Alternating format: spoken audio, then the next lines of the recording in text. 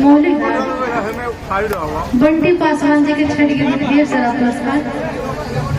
अच्छा केवल भैया थैंक यू सो मच। तीन दिन तीन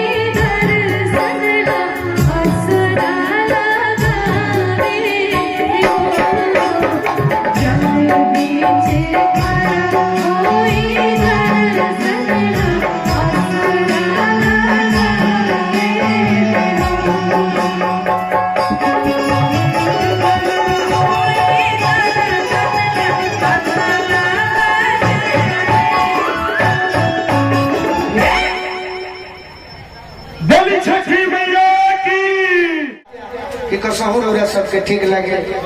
नरमुंडा चाचा जी कुछ कहो चाचा नहीं बेटा भाई है।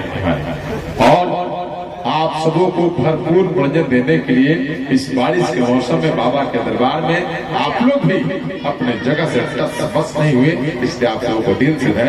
एक बार बोले बाबा बोले कृतार्थ बाबा की।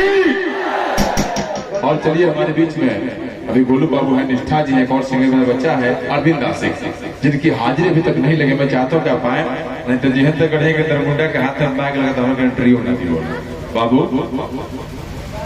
अभी नेहा जी का गीत होगा, इनके अपने मन से होगा। हम लोग रोकेंगे नहीं ना टोकेंगे, खाना को भी टोके हैं हम लोग। जिन्हें जो मंच पर मिले हैं उनके साथ चाहे हैं कि जैसे भी श्रोता खुश हो जाए, कोई भी लड़की हो, क्या टोकना है क्या रोकना है।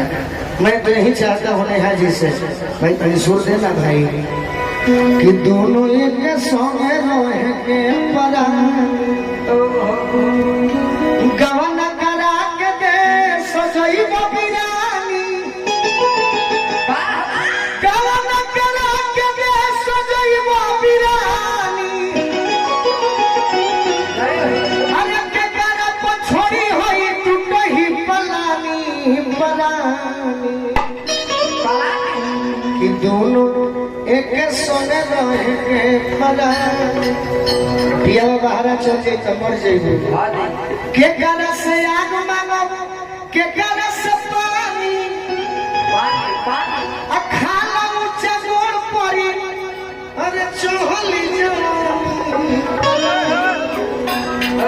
कि दोनों एक संगे रहे के कहत भिखारी सुना होई राजधानी,